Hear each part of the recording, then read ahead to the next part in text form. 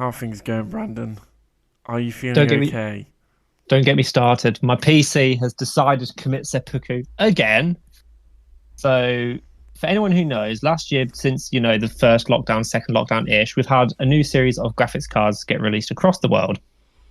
And it has been an absolute pain to get a hold of any single one of them. When I first built my PC, I started to buy the parts, I'd say Christmas last year, I finally started to buy all the parts.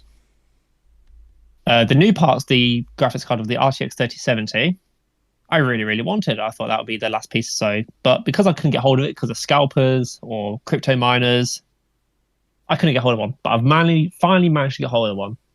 Got one, put it into my PC, went to turn it on. The graphics card turns on, it then turns itself off, and I have no display. So my computer I just can't get it to work. So for anyone who's listening, it might sound a little bit budget right now because I'm literally having to use my phone. So I'm not having a good time. We feel for you, Brandon. You should. It's the budget life. We wish we could help you, but sadly, I wish anyone could help. Really. Yeah. I'm a scientist, not an IT guy. I don't know this stuff. Neither do I. Damn it. It's like when your parents go, "Oh, you sort this. You know how this works." You're like, "Yeah, but not to this degree."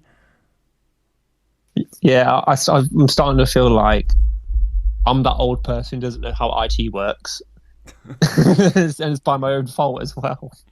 I thought being the older guy, that was my role here. What's a computer? Computer? That's a Nintendo, isn't it? It's one of the Switchies.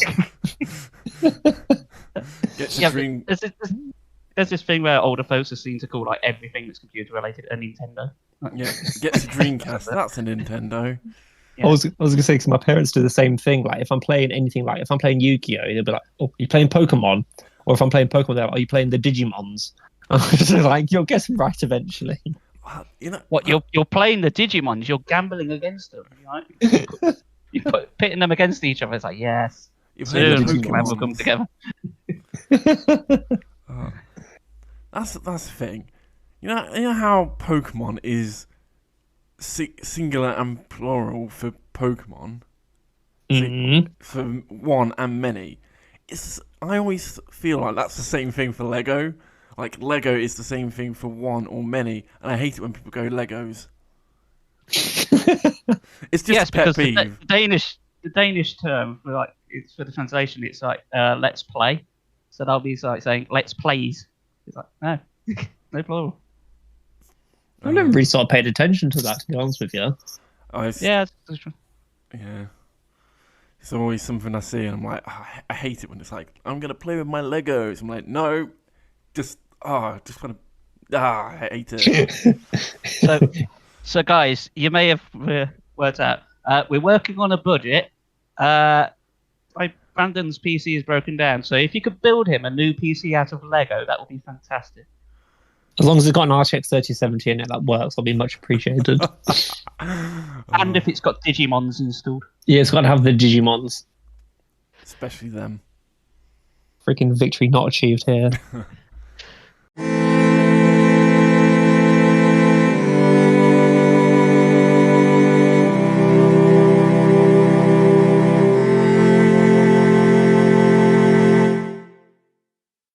Welcome to a Victory Achieved podcast, a video game podcast. I'm here with the boys. Boys. Boy 1, Boy 2, and I'm Boy 3. Or I don't know who's number 1, 2, and 3, but we're the boys. We've got lad, boy, and dude. I think if it was through our names, I would be Boy 3 because you would be Boy 1, Brandon. You would be Boy 2. Because alphabetical. Yeah. I would be Boy 3 because it. You know what? We've never. I thought this for a while, but we've never actually said this. All our first names come one after each other on the alphabet. B, C, D. B, C, D. I can't realise. I can say I didn't even realise that either. Yeah. It makes sense that I'm number 2, seeing as I am a literal piece of shit.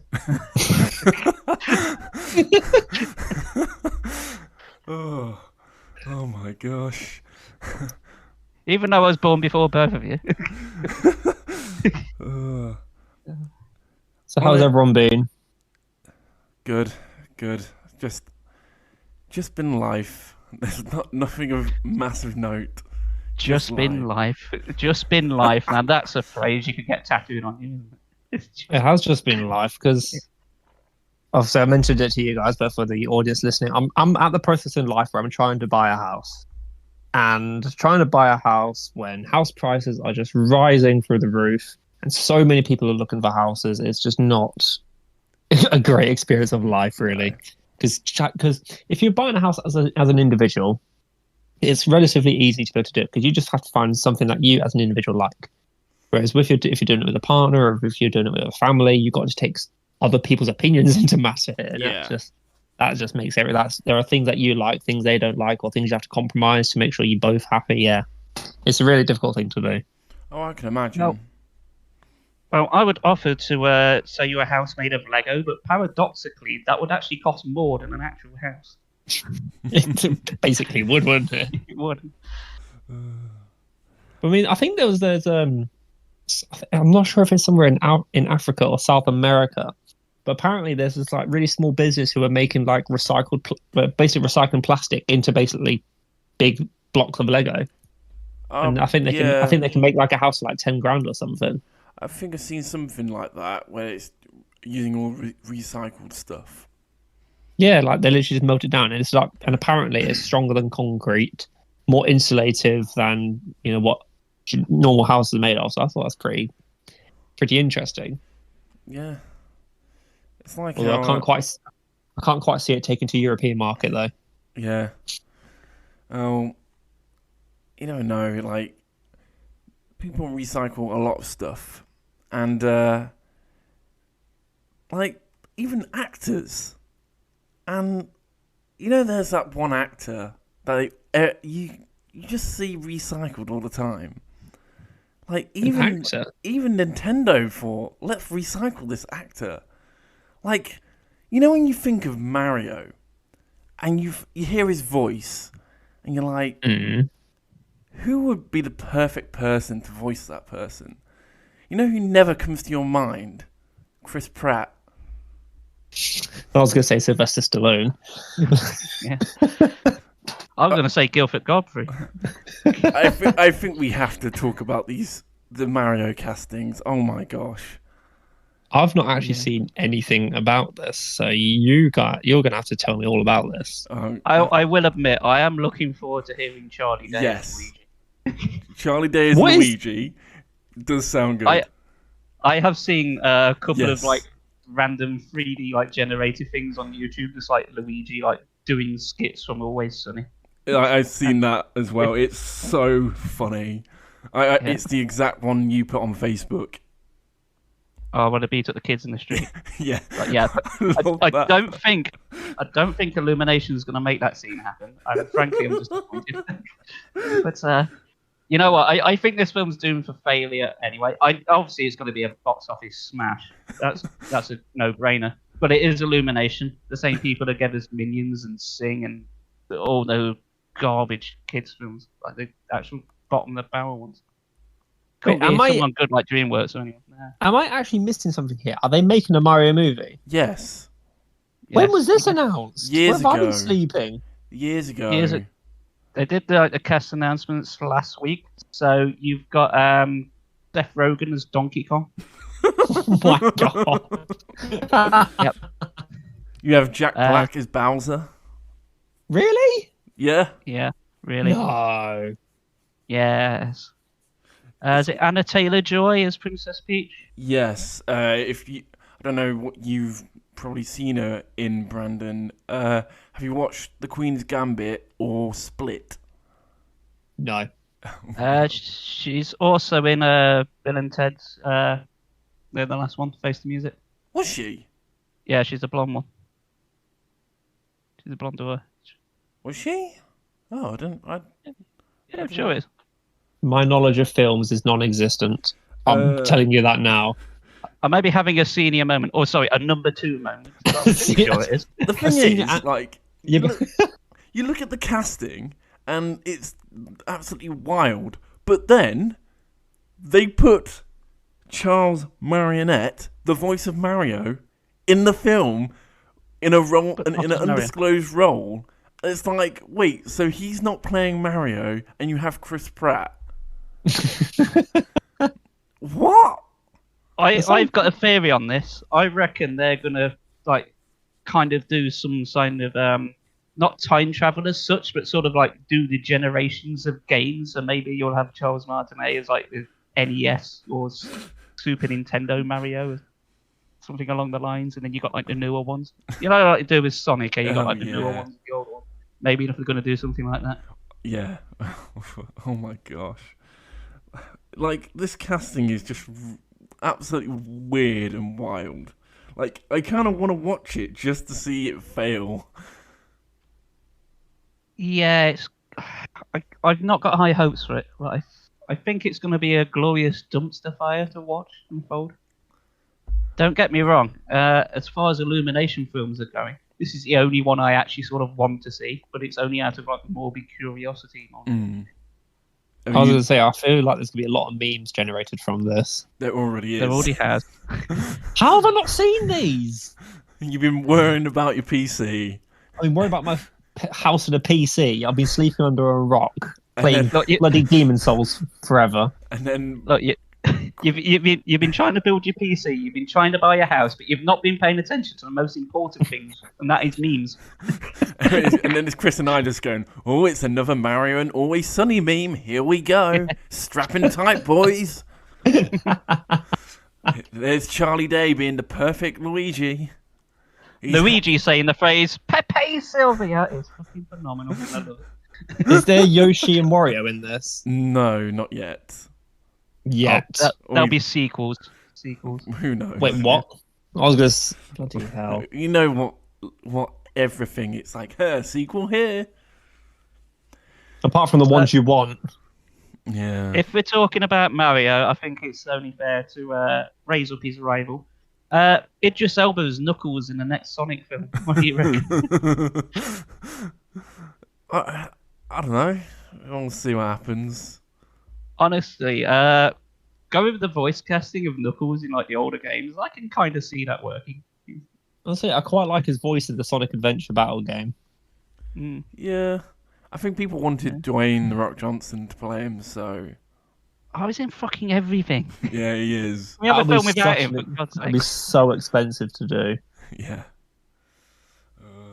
It's just one of those... All right, but put Dwayne The Rock Johnson in it, but put him in as Waluigi, even if it's in the Sonic film, just to confuse people even more.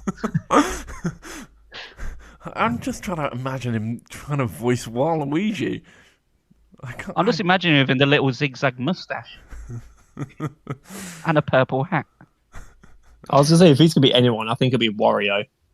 I don't know. Can you picture The Rock going, wah? I can see him more being Bowser. Oh, he'd be a hench Bowser. Or... Instead they got Jack Black, which is kind of interesting. Yeah, I can't... Jack Black's voice and Bowser's, I can't really picture them together, because whenever I think of Bowser, I think from the older games, I feel more of a husky, brutal voice.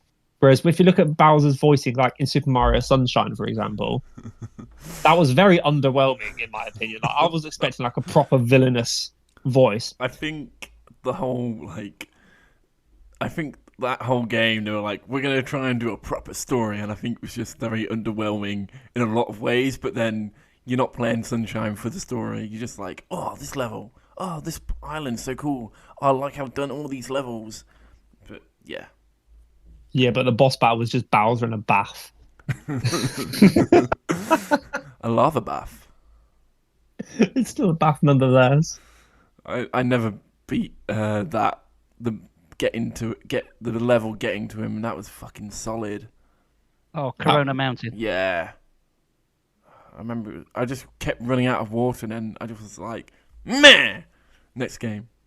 Yeah, trying to get through that lava was a job on that boat. It's so hard to control. Have either of you seen the original Super Mario film? I'm No. not talking about the 1993 one. I mean the old anime one. Oh, I think I've seen the TV series. I've seen the TV show. It's before the TV series. It's like the very first thing. No. Yeah, it's like it came out just after like the first game, but before the Lost Levels well in Japan. So it's weird. It's got a blue talking dog in it. It turns out to be Princess Toadstool's engagement person. Right. Yeah. Yes, that's a thing. Okay. I'll say one thing which I've always wondered is right. This might just sound me being just a complete idiot, but did they change? Originally, he was called Cooper King. Yeah. King Koopa, yeah. He is the Cooper King, no. So what made him change the names? It's like I think it's like in the TV series, it was always called the Cooper King. technically the names haven't. Okay, yeah, they kind of have changed, but like both Princess Peach and Bowser are still the same thing. Princess Toadstool and King Koopa, like they are still that because it's Princess Peach, Toadstool. Yeah, I can guess like Bowser, that. Yeah, the Koopa King. Like they're still that. I guess. I don't know. Like, my favorite villain's the Koopa King isn't exactly. Yeah, but it's like, my favorite villain's Bowser is a bit like. yeah. I mean, Bowser is a pretty badass name. Yeah. That's a proper villainous name. The main reason is Koopa and Princess Toadstool were like the original Japanese names, and when they become more popular over here, they sort of westernized it a bit. Yeah. So we have, Okay, like, that Bowser. makes more sense. Yeah. And but they still got like the original monikers. They haven't been forgotten, but they're more like nicknames now. It's the same as like Dr. Robotnik and Eggman. Yeah. Exactly the same. Yeah. I mean, I can sort of think of it in terms of like Peach, because like the honorific Hime from like Japanese. Like Yeah. I can imagine that in the TV series, like going like Toadstool Hime or Hime-sama, like print. Like I can see it like that. And maybe like for Bowser, it'd be like Koopa-sama or something like that. Like, yeah, or I can see it. I can see how like it probably most likely would have been from the translation. Yeah. The easiest way to see it is just like real life. Like you've got your real name, then you got your nickname. So it's Chris or Spanky. You're not wrong, whichever one you call me. Just don't call me number 2. You called yourself number 2. And then you said you had a number 2 moment and a senior moment. So I thought that's 2 things which go together. This isn't helping my defense. I'm staying out of this. Call me whatever you want. Call me Cooper if you want. Well, Anyway, we did have a big sort of subject for this episode. I don't know if you want to dive in now. I don't mind.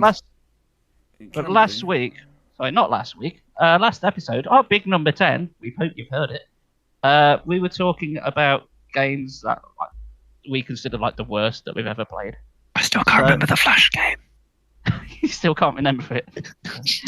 I've been thinking about it for 3 weeks. I can't remember it. No, you've been thinking about houses for 3 weeks. No. Anyway, so we did worse ones, and we thought to sort of balance it out a bit, we wanted to talk about games that we think are underappreciated, like games we think are great, but nobody else seems to really talk about. Or we feel so like many. I guess So many. probably limit it. Won't do as many as we did last time, but just a couple. Yeah, I've got like 3 off the top of my head. I can name at least 3, and this time I know exactly what they're called. I guess I'm actually gonna start. Actually, I'm gonna Go for it. A game. I guess the sequel's kind of given it a lot more traction than it's.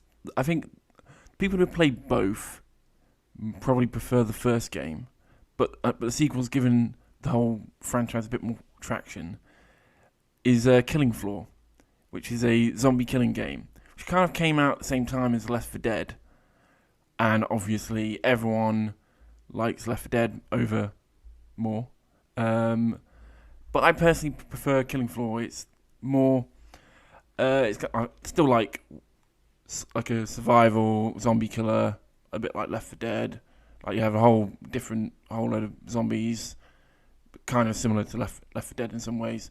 But then you have like different classes. After each round, you buy weapons. There's so many maps. Because it's on Steam, they've done like a map set in Aperture from Portal. Well, it's more like Portal 2, so it's all run down.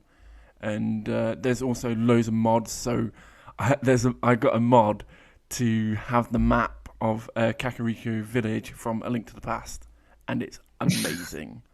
Oh wow! But yeah, it's a game I think is really underrated, and it's really fun. Now, something I've got to point out about Killing Floor, and mainly its sequel as well. I don't know all of the details, but the creator of the game has been under a lot of heavy fire as of very, very recent for, let's just say, stuff. So delete the game now.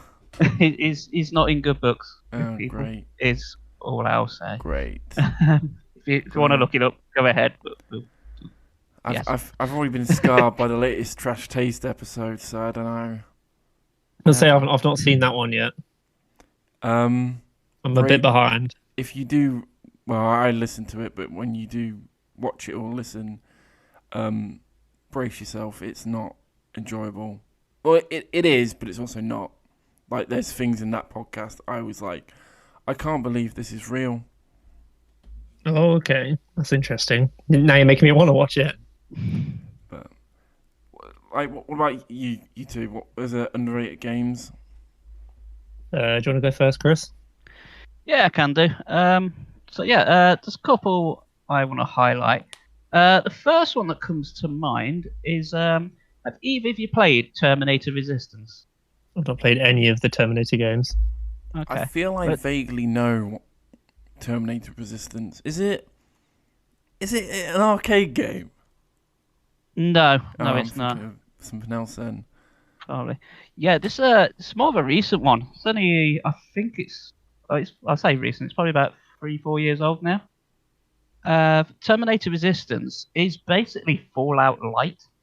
It's just got like sort of mission structure rather than sort of open world. So you'll have a sort of hub and then you go out to like a sort of sandbox map. But gameplay wise, it does play like Fallout.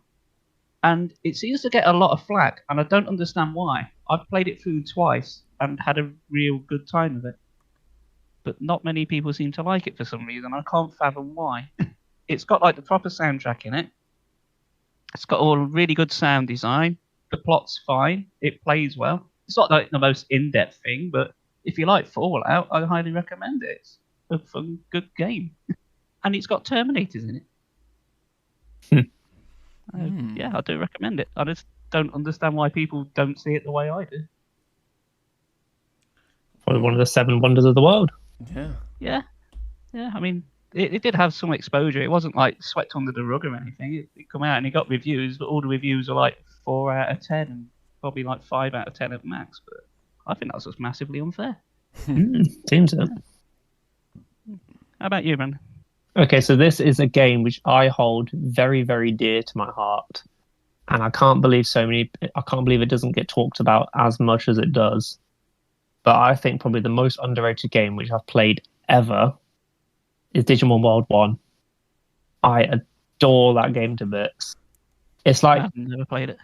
Honestly, it's again, we'll come back to it. The soundtrack is phenomenal. It's the best way I can describe it is, it's not quite like a Tamagotchi, but it is, where you get your Digimon, you have to, raise it, you have to feed it, you have to take it to the toilet, you have to make sure it sleeps. If it gets sick, you give it medicine. If it gets wounded, you give it bandages. You have to train it. You have to do battles to get through the story. You have to try and recruit, I think, 100 prosperity points to your city to make it lively. It's, considering the time period it came out, like the early 2000s, it's a bloody phenomenal game. And I just can't believe that so many people prefer the turn-based action Digimon games compared to, the one where you're actually like breeding Digimon and you have to level up specific stats to make them digivolve in a specific way. it's honestly you just have to think so much into like the root, like everything about it. I just adore it, and I've never even to this day I've never ever been able to complete the Digivolution decks. I've just never, because it's just so hard to do. Like some of them, like some of the conditions are, oh, you need to win 100 battles and make sure they've got the lowest discipline possible. And it's just like, Jesus Christ. Like this, like it's honestly, it's really, really good. It's a PlayStation 1 game. I cannot recommend it enough. It's such a great game. I grew up on it basically. Well, you know what's on your bucket list next, don't you? What? You got to do that. You got to finish your decks. You can't leave it unfulfilled. I tried it on the newer Digimon games. So there's Digimon New World. It's the same sort of thing. It's based literally really similar to the first Digimon World, but rather than having one you look after, you've got two which work as a pair. And again, it's the same thing. You have to get their stats to the correct level, battle to learn new moves or whatever.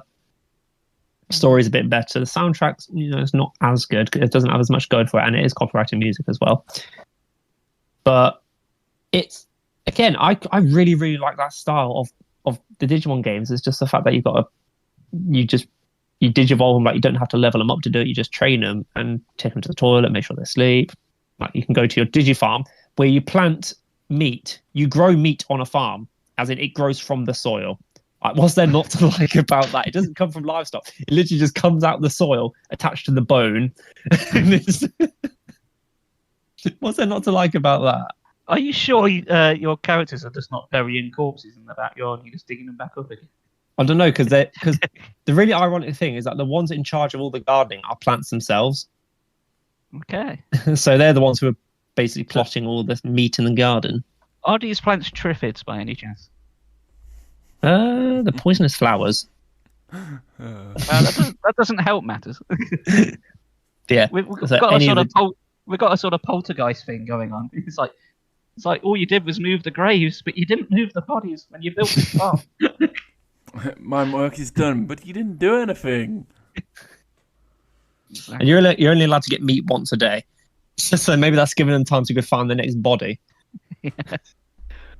Well, if you kill a person a day, you've still got a very busy calendar.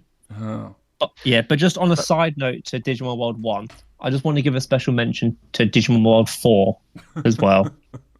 Just because it's the same sort of theme. I don't want to go on too much about it. But Digimon World 4 took it a different action where it's more of a hack and slash level up, where your Digimon have to use weapons and you can level up your techniques in certain weapons like swords, daggers, twin arms, axes. Like, it's really, really cool. And again, it's a very, very quick one to get through because it's only got 4 worlds you can explore, and you can probably get through all the worlds in a day.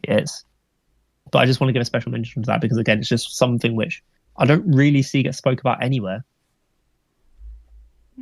Well, while we're also on Digimon games, I think we've mentioned it before on here, but yeah, a quick shout out to Cyber Sleuth as well. They're really good games. Yeah, that's the. Again, is that the one where you? Because I've only played a snippet of Hacker's Memory. Yeah, that's like the sort of well, it's meant to be a sequel, but it feels more like 1.5 because it's like uses like the same game world sort of. Yeah. So I don't know what will be the comparison. Something like Ultra Sun to like Pokemon Sun or something. Same kind of thing. Yeah, I've not really played much of Cyber Sleuth, so I haven't really got much of an opinion on that. The ones I've really mainly played is Digimon World 1, Digimon World 4, Digimon World DS, Digimon World Dusk, Digimon World Dawn. They're the ones that I've played the most. I've never played 2, never played 3, never played World Championships. That's a lot of mon. Yeah. Dan, your turn. So, I think when we actually stopped recording last week, I last episode, I actually did mention this game. So, this game is called Final Fantasy Crystal Chronicles My Life as a King. This is basically a city builder kind of game. So you get your kingdom, and you're basically just building your kingdom, and you're just making all your citizens happy, and just growing. You're just growing your little kingdom. You have like different buildings that do different things, and then you have adventurers that go off to adventure. So you just manage your kingdom, and I don't know why I have a lot of fun with it. I've not played it in years. I pretty much maxed everything out, and I was just trying to do the final dungeon, which is fucking ridiculous. Not not the final dungeon, the extra, the hardest dungeon in the game, which is like an extra dungeon because I got all the add-ons, and it's just stupidly long because it's like 99 floors and you have to do each floor, and like one floor might not take a day, so it takes ages to do, like an in-game day. But yeah, I had a lot of fun. It actually did have a sequel, which was called My Life as a Dark Lord, which is more like a tower defense kind of game, which was fun, but then got really difficult in places. I beat the main story, but I wish it was an easier game to play. But I guess there's 2 games there, so there you go. It is. Did they play? Sorry, the first one, My Life as a King. Does that play anything like the original Crystal Chronicles game? I would say definitely not. I've not played original Crystal Chronicles, but I think both these are like spin-offs, and they play. I don't think they play anything like them. They're both on the Wii. I don't think you can buy them anymore, but yeah. Okay. Yeah, because that's like my only sort of reference I've got. Because I've still got the original Crystal Chronicles. Never played it. But it's a pain in the ass to play because you need you need a GBA to connect it to use as a joystick, and ideally you need 4 of them to play multiplayer. So yeah, so trying to play it now is a bit of a nightmare. So you got the remaster, but I don't know if that's any better or not. Apparently they really dropped the ball on that, because how it works is like there's 4 of you at any one time, and you do this like map together. But apparently when you play it like online with other people, instead of like playing it as a party of 4 and then like moving on to the next level, it's like only the person who sort of picked the map, dubbed as like player 1, actually makes any progress. The other 3 make piss all. So they just have to do it again and again, which is a bit bollocks. So yeah, I know it didn't review very well when it came out. Oh, yeah, well. I know you don't take IGN reviews that well, but they gave it a 3 out of 10. Yeah, the other reviews I've seen actually kind of reflect that. Yeah, how not to do a sequel? remake, just do that. Make a multiplayer game that you can't really play multiplayer properly. No. Well done, guys. 2 thumbs up. Right, it's my turn, isn't it? Let's see. Because I've got multiple on the brain, so let's go with one I was looking at earlier. I've actually re-downloaded it for the PS5, so I've got it on the PS4, but I can re-download it on there, so I did. You guys ever heard of the Yeast series? Pronounced spelled YS. Very long-running RPG series. No. I've heard of them, but I've not really seen anything of them. Okay. But they are kind of like massively different.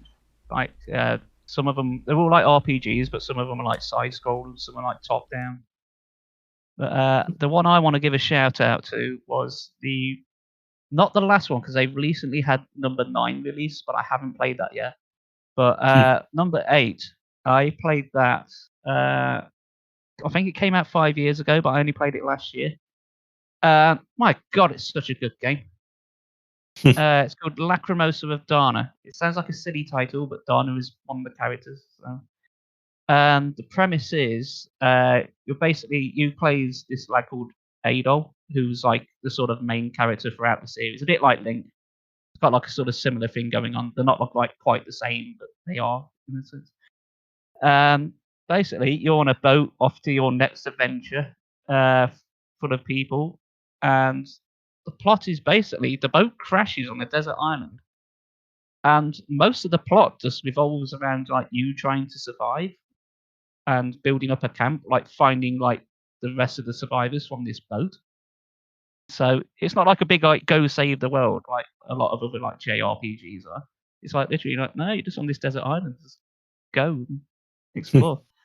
But if you like stuff like Final Fantasy, Grandia, the Tales of series, it's very similar sort of gameplay, but it's so fluid. It's like you see like the enemies on like the main screen, and then you go into like a sort of real time battle system. But it's really well implemented, and the soundtrack's phenomenal. Like it's got really complex pieces, and it's really high energy kind of stuff. It looks great, and yeah, I cannot recommend it enough. DS8 Lacrimosa of Dana. I don't know how well it reviewed because I didn't see it at the time, but I've not seen anyone else talk about it, and I think it's a fantastic RPG that everyone should give a go at least once. I've not really heard of them. No, probably not. Like I played a couple of these games, but these on the Super Nintendo, and I know they were out before that. I think the original one was on the NES, but only in Japan.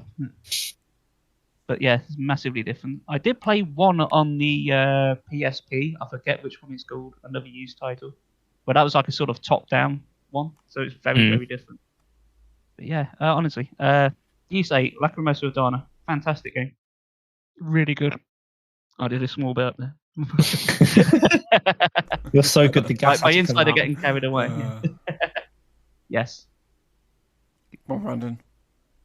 Okay, so I'm going to take a different approach. So I just spoke about PS1 game, and this time I want to make a reference to a PC game. Actually, okay. I'm guessing the majority of us here went through a phase where we were just absolutely addicted to RuneScape. Am I right? Oh yeah. Nope, never played it. I was to say, what if I told you there's a game out at the exact same time as RuneScape? Didn't get as much clout at all, but was also fantastic. And I'm going to talk about a game called Adventure Quest Battle On. Oh my gosh. Oh, Brandon. What? Have you got memories of it? I used to play all the Adventure Quest games. Like, was it Dragon Fable, Adventure Quest? Dragon Fable, Ark. There's Mech Quest. Yeah, Mech Quest. I used to play them all. I'll say you can see what I mean about Adventure Quest Battle On, can't you? Like, which one's this one? Is this the one? This is the one where at the city you have the Blade of Ore, and you've got like the different guilds. Like you've got the Dragon Slayers, the Necromancers, the Mage, the Wizards. Right. So just to put into context, this is a 2D turn-based game where you can customize. Well, basically, you choose what armor you use, what weapon you use, and I think it's divided into. I think you do divide into helmet, chestplate, and leggings, and obviously with a sword and then shield. But I can just remember just spending so many hours playing Adventure Quest, like defeating Frogzards, trying to beat Karnax, trying to see how much damage I can do to Karnax, doing all the quests, like just leveling up my skills. I absolutely loved it. And like one of the most vivid memories I got on this is, like as a low level, you've got the inn. Yeah. If you go into the inn, if you go into the next room, there's like a little mouse hole at the back of the inn. You go through there, you have to fight a couple rats and a spider. Yeah. And then the boss at the end of it is just the innkeeper's foot. Yeah. Yeah. Honestly, it's so good. It was, and I think the main reason why this is not spoke about is because it was just out at the same time as RuneScape, which was an MMO RPG, whereas Adventure Quest Battle On was just quite your own individual thing. So it wasn't really sort of any like crosstalk that you could do on it. But oh my god, I loved it to bits. Like just getting home from school and just just going on to Adventure Quest and just like. And the best thing was, it is technically free. It's free to play, or you could pay like a one-off fee to become a guardian, where you get just extra stuff. But so good. Right, I've just had a quick look at it because I had no idea what you're on about, and I've just seen the first image, and all of a sudden I recognised it straight away. I remember seeing it advertised on Newgrounds years ago, like the Flash animation. That's where I remember it from. Yeah, I remember having a quick go at it. I don't think I played it for very long. But my God, that's something I've completely forgotten about. See, this is what I mean. It's just one of these games which has gone under everyone's radar because of the likes of RuneScape, which came out at the same time. I think it had a little cult following, but I can't remember it being advertised that much. I think for about 6 months or so, it was like everywhere on Newgrounds. Yeah. And then it sort of disappeared. Honestly, yes. I can just, like me and my friends, I even got my little brother on it, and we would just play it together at the same time. But it was just so cool, just, because there's like 2 different ways you can go through. Like, you can go onto the main map, explore and do quests, or you can do like a random battle and just hope for the best and see what sort of random things you have to deal with. Because I think for most people's goal was to try and make the Blade of War. I made it. Yeah, I made it as well. It was just, and again, like there's all these like really high end gear, which just give you like insane stat bonuses, like minus 90% damage against dark. But and like the animations on it were really cool. But I don't think there was any sort of. I think there was a couple sound effects on there. There wasn't really much for music on there. Yeah, I remember it being pretty much mute. Yeah, it was pretty much mute, apart from like the odd sound effects, like if there was a wind-based damage dealer here, something, or like if it was like a sun like based attack. But I can just remember all the humor. Like, do you remember the Frogzard Hunter, which was like a loose connection to Steve Irwin? Yeah. Like, Crocky, it's a Frogzard. Oh my god, it's eating me. Oh, yeah. The only reason this sort of popped back into my mind is because, during the last episode we were talking about, I was mentioning that some of the Flash games, which I have a really bad relationship with. So in the back of my mind, back then, it was niggling me. I was like, oh, I remember playing Battle, and that was such a good game. And then my friend, he sent me a message on Facebook the other day. It was like, Brandon, do you remember this? And it was literally just a screen cap of Battle. I was like, oh my god, this has literally just gone under my radar. But I have a feeling if they could bring like a port onto like iOS or Android, I reckon it could probably get a cult following back up again. I really, really do. I think it'll play really well on mobile devices. Yeah, it's kind of got that look to it, but it was like simple deliberately because it was just like a browser-based game. So. Yeah. Oh god. But yeah, well, I just want to mention that it was just the game which slipped under everyone's radar. Cool. Well, rest in peace, Flash player. You were crap, but we love you. So, probably the last one I'm going to mention is Final Fantasy IX, guy. No, it's not. It's really not. It's underrated my arse. Yeah, it is Star Your Wars. arse is underrated. It's Star. Mine is. The game is Star Wars Jedi Power Battles on the PS1. Oh, never heard of it. Really? Yeah. I mean, the only Star Wars games I had were Star Wars Battlefront. That's before Battlefront, Brandon. Oh no, that was PS2. This was... You got to pick from a range of Jedi, and you played through the Phantom Menace. So you could be, obviously, Obi-Wan, Qui-Gon Jinn, Mace Windu, Ally Securi, and Plo Koon. And then when you beat the game, you get Darth Maul as well. But this game was solid. It was so difficult. I remember the first level was long, but was doable. But then the second level, I could never beat for absolutely years. And then one day, I did it. Because you can play co-op. So my brother and I used to play it a lot. So I don't know. I think one of us would be Qui-Gon Jinn, and the other would be Obi-Wan. I can't remember who was who. I think I probably was Obi-Wan. I don't know. And we managed to do the second level, and we were both like, oh my gosh, we have to save this. No matter what, we have to save this. Even if we never play this game, we have to save it, so we've beaten it. And I can't remember what the third level was, but we managed to do the third level, and then the fourth, and then we got stuck on the fifth, and then, well, he's now wherever he is.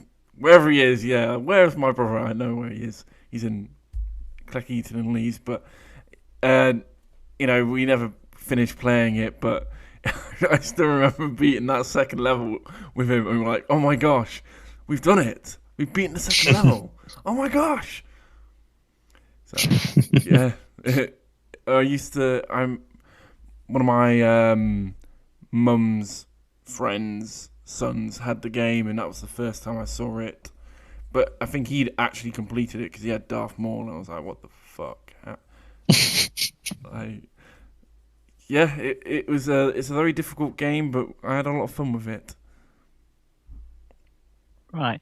So when you said Star Wars, that one, Yeah, Jedi Power Battles, I was actually thinking you meant another game.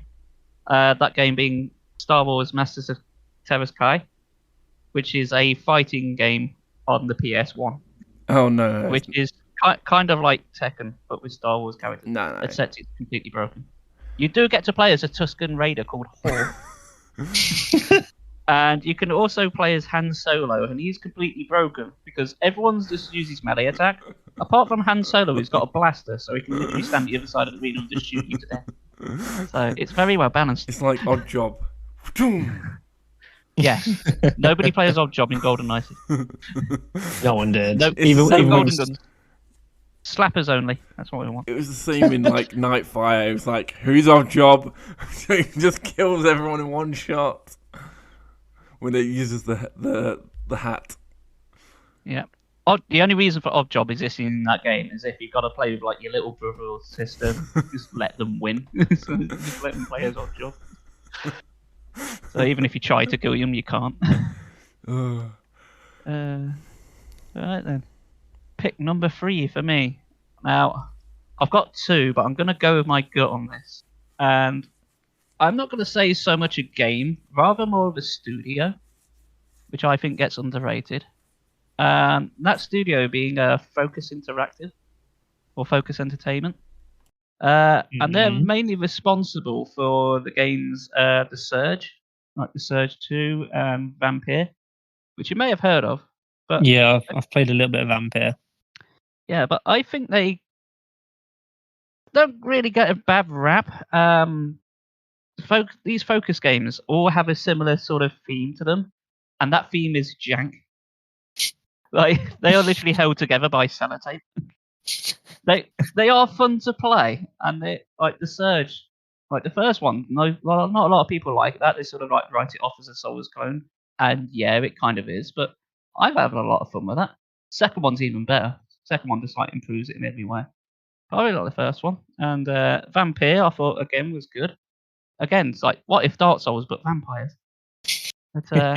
But they are like I say held together with blue tack, but they kind of have their own charm. It's like they do have like really good voice actings, but the animations are not quite there. And if you do play these games, for God's sake, save every time you can because they do like to crash on you. That was always the burden of these older games, is when you had save points rather than auto saves. Yeah, well, thankfully Vampire and The Surge do. Yeah. But honestly, when I've been streaming, Vampire is the only one I had to stop streaming because on the same session it crashed like 3 times. I was just like, and if you're streaming on PlayStation, you just sort of have to like end the stream and start again. Yeah, I think I'm gonna take this as a sign to stop. Yeah, I've just had a look at some of their games, and you got Plague Tale as well. That's meant to be quite good, and so like I think all the games sort of review okay, but the general consensus is they're not that good. Oh, and Call of Cthulhu. I remember watching you stream that. Actually. Yes, that's fun. That's a really good game. If you like, sort of first person. I wouldn't say point and click, but it's got that sort of feel to it. Right. Yeah, I really like those games. And people just sort of they come out to like minimal sort of fanfare, and then they sort of go away again. Nobody really discusses them much, but I think they're really good. I've played each one multiple times and had a blast with them. Hey, look, they've done a few Warhammer games as well. They have. Again, nobody seems to give them that time of day. I think if every one of their games just had like, I don't know, just another like month in the oven to sort of iron out like the crashes and the odd bug here and there, they'll be like really much more well received than they are.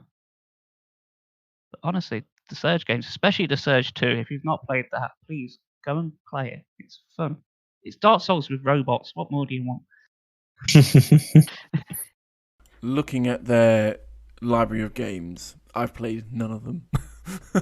Really? Yeah. The Surge 2. Play the Surge 2. You can get away with not playing the first one. There are like a couple of like hints, like Easter egg kind of things, but overall, the main arcing plot you can get away with not knowing. Fair enough. Just know robots out in the streets bad. Go stop them. That's all you need to know. Nice. And you can get it relatively cheap now. Focus games always tend to be on sale as well. Mm-hmm. Like they're always like relatively cheap. Come on, Brandon. Last one. Okay, so I've actually still got quite a few to mention, so I just want to roll off a few before I go into one in detail. Yes. But Dark Cloud and Dark Cloud 2, again, the series which were Sony's. It's not really Sony's competition because Sony also did Final Fantasy, but it was just they were just out at the same time as when.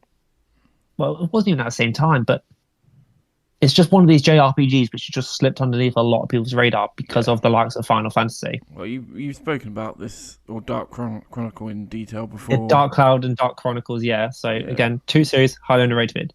Another underrated one, and the reason, so this is one I'm going to go into more detail. Is obviously apart from Subnautica, that was also another underrated game. But the one which I really want to give some credit to is Dynasty Warriors 2. Because the first Dynasty Warriors was basically like Tekken. It was a side-by-side, battle, Mortal Kombat, Street Fighter style-esque game. Dynasty Warriors 2 is where they took it into the hack and slash meta. And compare that to like the modern, but the more recent Dynasty Warriors games is where the only things which were a threat to you are just enemy officers. Back in Dynasty Warriors 2, even the normal non-officers, like just the peasants, as we'll call them, they are also a threat on the higher difficulties. And that's one thing which I really, really liked about it, is that anything had a potential to take you out if you weren't in a careful situation. So I just want to give credit to Dynasty Warriors 2 for that.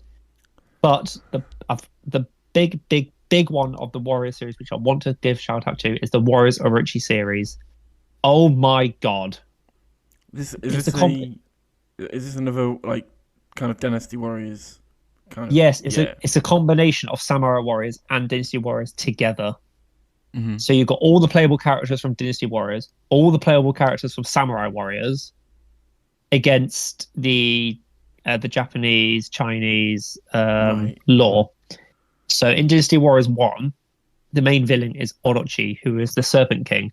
And he's got Daji, who's basically like a vixen, and the Chinese monkey god Sun Wukong.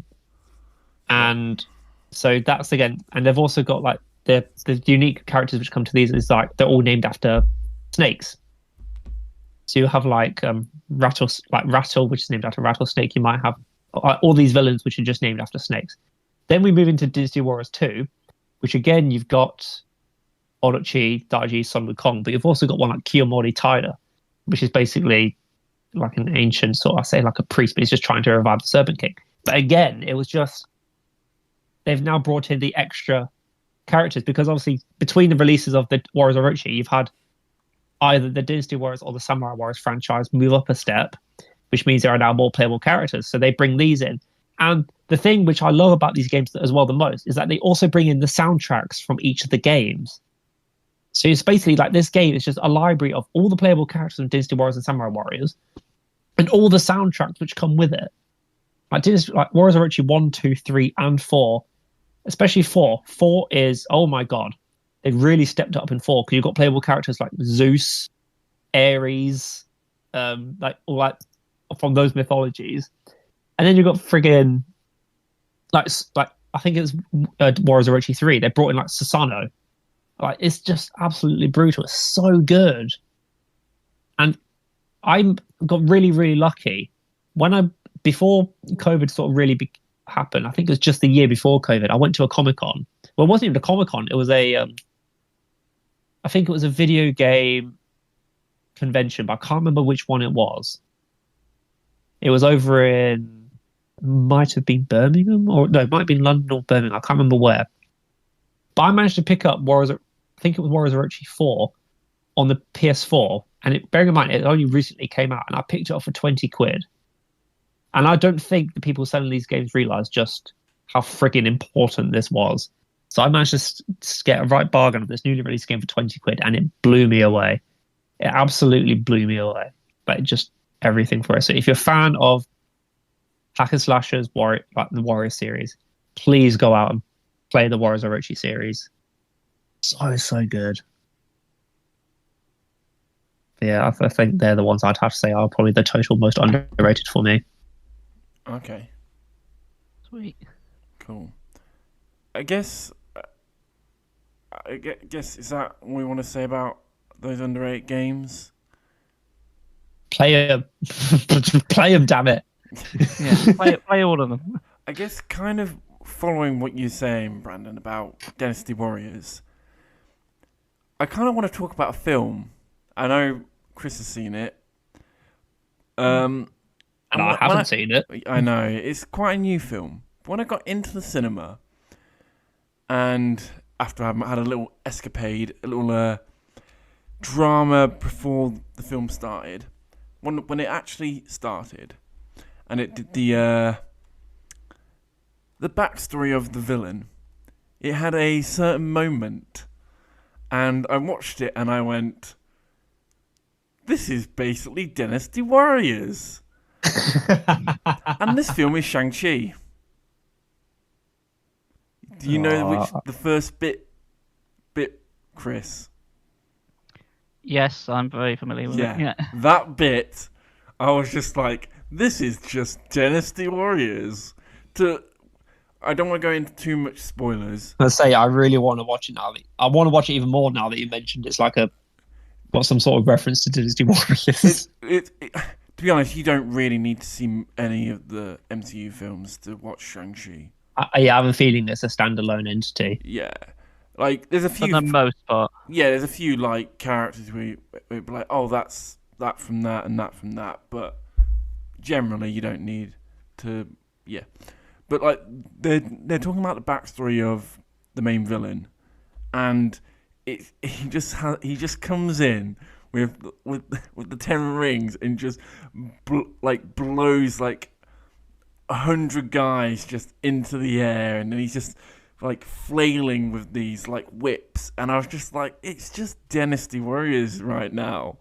It was so I was laughing and also smiling. Like, it was really fun to watch, but it was just like, I can't believe they basically just done like a Dynasty Warriors thing right in a Marvel film.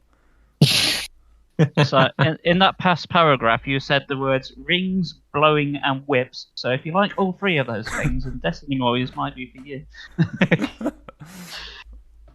Yeah. I thought it was very good, but it's Marvel. It's a given. It was really good. I did have a fantastic viewing experience with it, though. I went to see it straight after work, and I had a good day at work, so I was only on a high. Went straight there, straight to the cinema. No bugger in there. Really? Yeah, literally no bugger in there. Went in, got my ticket, got myself a beer because it was like in the director's lounge, which I didn't realise going in. I just seen the times and went, yeah, I'll just go to that showing. So, got there, went in the director's lounge. I had the entire cinema for myself for the entire film. I thought someone was walking at some point. Nope. I was there just watching the film on my own. Big ass screen, director's lounge, with my pint of punk IPA and a bag of M&Ms. I'm like, this is fucking brilliant. This is perfect. I couldn't wish for a better way to watch this film. Awesome. Yeah. I know some people have a stigma of like seeing films on your own, but honestly, I'm there to see a film. I'm not there to talk to people. So. Yeah. I've only seen one film on my own, which, well, I mentioned it many, many episodes ago, which was Demon Slayer.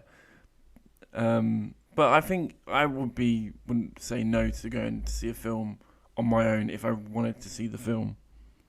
Yeah, you just sort of, well, with our busy lifestyles, you just have to go when you can. Yeah. Because Shang-Chi, time recording has already been out for a couple of weeks. So Yeah. I sort of like let the hype die down a bit. But I didn't expect to like be the only one in there. But hey, I'll take it. Yeah. Yeah.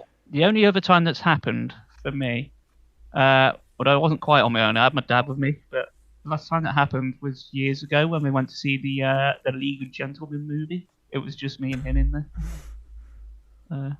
That's not a great film, is it? I quite liked it. I mean, it's not like overly funny, but the writing in it's really good. It's really clever. I've never seen it, so I don't know.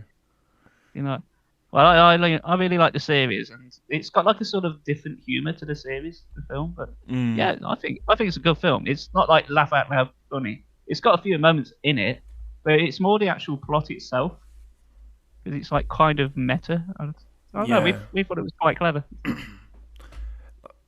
So you said you had a really good time seeing Shang-Chi. I had a weird... Right, when I said that I had a few problems before the film started. So when I got into the cinema, first thing I was a little bit late because my dad decided to... He decided to meet at the cinema. He thought my instructions were to meet at the cinema, but my plan was to walk down with him. But, well, that didn't happen. So I was late getting there. Obviously, luckily, he got the ticket, so it was fine. We walk into the screen. Obviously, adverts are still playing, so we're like, okay, that's fine. But on the screen, there was nothing there. You could hear it all, but you couldn't see anything. And I was like, what's going on here? Adverts finished.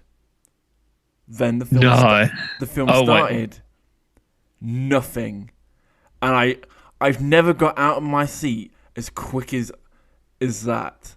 Luckily, obviously, you know how it kind of starts, Chris, so it's not like I missed anything because, well, it was in... I actually don't know what language it was. I don't really want to assume what it was. Unless it was... Yeah. But it's in a foreign language, so it starts in a foreign language. So it's not like I was missing it, but then it's not like I heard, oh, now I've been spoiled anything. But I literally, as soon as there was nothing on the screen, I jumped out of my seat and just went. I went to the person just doing the tickets, and I was like, what's going on with our screen? And the guy was like, oh, the projector's not working. Well, we nearly got it fixed. I was like, all right. And then I walked back, and then like maybe 10 minutes later, I don't know. I think it was about 10 minutes later, it was working again. But I've never been in a cinema and jumped out of my seat to go like nearly complain as quick as I did then. Really? Because wow. I felt like doing that when I was watching Justice League. There was nothing wrong with projection. It was just Justice League was on. I was wanting to see. So does that mean you missed like the first 10 minutes of the film completely? No. They restarted it. That's all right then. Yeah. No. I didn't miss it. I was about to say, you said like, the beginning of it's just like Dynasty Warriors is like, what? You mean Dynasty Warriors is nothing but a black screen for like 10 minutes? Is that the loading screen? Is that that's why it's like Dynasty Warriors. It's the loading screen. Yeah. No. Purely accurate. They were like, oh no, we're going to restart it. Like I sat back down and a guy behind me was like, my dad was like, wait, what? Why have you just, what's going on? And then a guy behind me was like, what's going on? So, the seats as well were terrible in that cinema. When I went to see, we can move into that. But when I went to see James Bond, I was like, I'm not going to this cinema that we went to see Shang-Chi. We're going to this one because the seats would be better. So, but no, I did really enjoy Shang-Chi. It's definitely on my radar to watch. I must say, when I went to see it on my own, it kind of was like being in like the Twilight Zone. It felt like I was the last man on Earth because I went there, and it wasn't just in that. It was like in the sort of lobby bit, like if you've ever been in Director's Lounge, like they sort of got their own bar there. Yeah. But there was no one in there, no staff. I went to the bathroom and it's like didn't bump into anyone. It's like, has there been like an atomic bomb go off? Like when I've been sat myself down in the cinema? Is like is this cinema like lead lined? I'm the last one on earth. So I can think of worse ways to spend the rest of your days. It's like watching the latest Marvel films. It was a good film. Like the martial arts in it was really good. I kind of liked. I just thought it was it for a origin film, because it was, but it didn't feel like that, and I think that's why I really liked it. There's a lot going on in it, isn't there? Yeah. There's a lot packed in. Like I don't want to spoil it, but it feels like there's more than 3 acts. It's like, oh, now this is happening. Oh, now this is happening. Oh, now this is happening. It's really hard to say without like, ruining anything. It's like it's keeping me on my toes. Like, that's for sure. Yeah. Like, things change at not breakneck speed, but everything's sort of built up. But I don't know. There's an awful lot to unpack in that film. But for how it's done though, it is executed very well. Yeah, I did enjoy it. Like I turned around to some of my friends and I was like, it's probably like one of my top 10 MCU films now. Like top 10 rings. You know, I think I'll give it 9 rings out of 10. Nah, it was good. Like it had one, without spoilers, it had one thing in it that's right near the end. Well, no, not right. It's not right. It is in like the last bit of the film, and that just anything with that, just for me is like that's an instant win. So because I had that one thing, I was like, I don't. This film could turn into an absolute turd now, but that one thing is made it better for me. I might be thinking of the same thing you are. I really like what they did with insert person here from insert film here. Oh no, it's not. It is a character, but the character doesn't have a name, and that's just makes it's so much more like, what are you on about? But I think if you got no idea what you're on about. If you've seen the film, you might understand what I'm. Yeah. But I know I know who you're talking about, but that's not who I'm talking about. The twist is the character did have a name, but they said it in Chinese, but Dan's showing was just a black screen for the first 10 minutes, so he had no idea who the hell he was. No. They do have a name, but it's not a name. It's not a name. They have a name, but it's not a name. This just makes no sense. It doesn't make any sense at all. This is like the plot to the never-ending story, where it's like, without me going, it's this. Give her a name. Without me just going, it's this, and it's like, oh, spoilers, ah. It's it, but what is it? Yeah. Is it? What's it? Yeah. That's how to badly crowbar and Faith No More song. It's it. What is it? It's 10 rings. Epic. Yeah. I tell you what, the best thing, like if you want to just do a really cheap Halloween thing, if you want to do a Shang-Chi cosplay, just buy a packet of hula hoops. You can repurpose it as Sonic. Yes, you can. Yeah, they're very versatile. Depends if they're yellow or blue. You have to go for the yellow hula hoops. Yeah. So that's your cinema experience. I've also had the complete opposite. You both basically had it abandoned when you guys went. But I'm guessing, Dan, when you went to see James Bond, what was the cinema like then? Pretty packed. Yeah. It was rammed when I went. Oh my god, I've never seen so many people since COVID in a room. Hang on. I thought that James Bond was meant to be a spy, a covert agent, so you couldn't spot him. But there's fucking hundreds of people fucking... He's not very good, is he? Nah. So what was your thoughts on it, Dan? I thought it was good. Not out of the 5 Daniel Craig films, it's not my favourite, but it wasn't the worst. I think it was. It's literally if I'd rank them, it's literally in the middle. It's yeah. I enjoyed it. I think the first act, you know how they always have like the opening scene in every James Bond film. Yeah. The opening scene for No Time to Die was probably one of my favourite bits of the whole film. What is this, the bit in the cabin? Yeah, where that whole section before the opening credits, that whole scene, like I wouldn't say the whole opening scene, because technically the bit in the cabin is still part of that whole opening scene. Just everything before the opening credits, that whole bit is fantastic. That alone is worth watching, even if the rest of the film is crap. Well, I'm not saying it's crap, but I meant if the it ending's was crap. slightly. If it was crap, that opening thing is like fantastic. Yeah, I mean, I went into this somewhat blind because prior to this, the only James Bond film I've seen is Skyfall. And I do feel like if you want to know more about what's actually going on there, I think you just have to watch Spectre.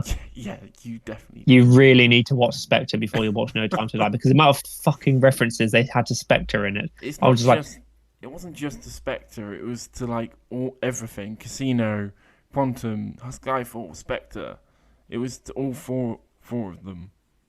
Yeah, but the only ones which I felt like I was missing out on is when they're calling, all the Spectre agents. I was like, I've got no idea what they're on about. All I know is that someone's died in Skyfall and someone's poisoned themselves with potassium cyanide. That's all I know. Now they're going on like some sort of mission with Heracles, and I'm like, I don't know.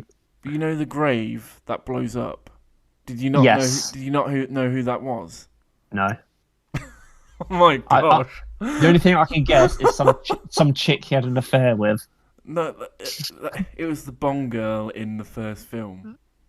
Yeah, so I've not in Casino. I've not. Yeah, exactly. I've not seen it. But my God, I crapped myself in the cinema when that happened. Did you? That jump scare. I think so. I can't remember. Because usually, if there's tension building, there'll be a little bit of dramatic music just to give some people a warning. That was just out of nowhere, and it was so loud. Well, I'm planning to see it this weekend. But yeah. From what I understand, the reviews I've seen of it have said it's very good. But I feel this makes sense because looking at Daniel Craig's sort of Bond run, Casino Royale was really good. Quantum of Solace was shit. Skyfall was really good. Spectre was shit. So it only makes sense this one ends up on a high. So it's got like a little roller coaster zigzag pattern going. It looks good on the ground. I'd say it's not as good as Skyfall. I mean, the general. No.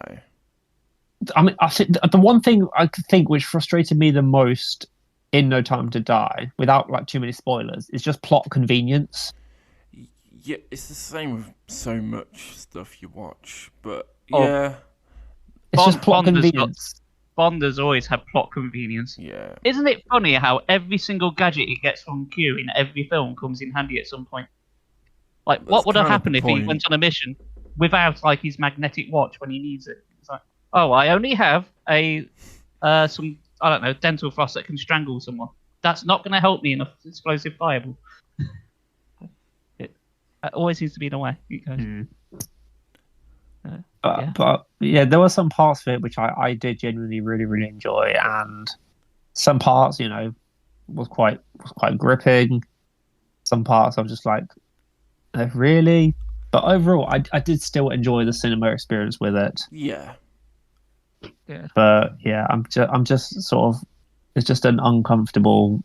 At the same time, it was a good experience, but at the same time, uncomfortable, and for certain aspects, which you'll probably see, Chris, when you go watch it. Yeah. Well, before I go and see it, I think I'm going to try and crowbar in all four again before I go see it. If what you say, they make a lot of references to it, even the crap ones, just so I know what they're on about. I think it's mostly Spectre. Mostly Spectre, but I think as long as you've seen Casino and Skyfall, I think yeah. Yeah, I mean, I've seen Casino, but that was like back when it came out, so I can't bloody remember. I think the only one you probably need to like refresh yourself, it's probably Spectre, but it depends if you can stomach that film. We'll see. I can't remember. We'll see how far we get in. We'll see how far we get in before I go. Oh yeah, I remember. I can't remember it being that. I can't remember it being bad. I just can't really remember it. I just think it was just another Bond film, and I was like, yeah. I must point out, I'm not the biggest Bond fan. I Yeah. never have been. I've never had that affinity for him. I really like GoldenEye, but that's because it's so cheesy, and it's got a really good N64 game. Yeah. Yeah, I think that's probably the reason why I probably got into a little bit of James Bond, is just because of that N64 game. Well, I thought that would be the case, but then the world was not enough as a thing, and No Time to Die, and they were god awful. So I sort of went, yeah, I think I'm done with Bond. And like the old classics have never done anything for me. I've always really liked the old James Bond films. I think it's because my dad really likes them. I think that like whenever for example, when No Time to Die came out, I got asked by my friend, "Oh, do you want to come see it?" And I was actually busy, but I said to him, even if I wasn't, I would have turned it down because I always go with my dad to see him.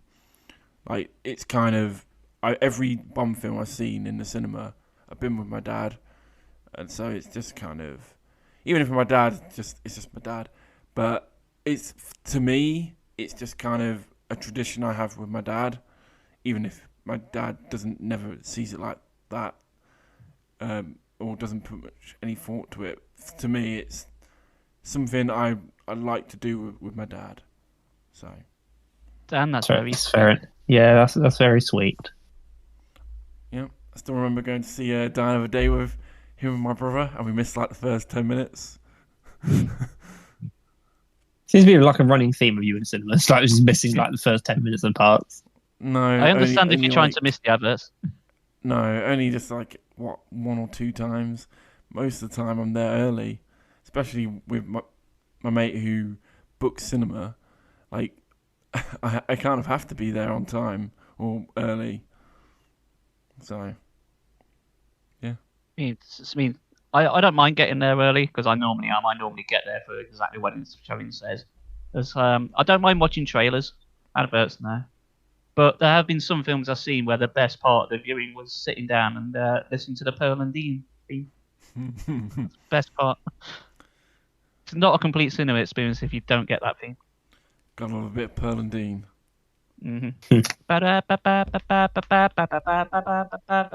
Copyright strike. I'll say the bit which made me crap myself is, their new Childish advert streams they're doing. Like, be more childish.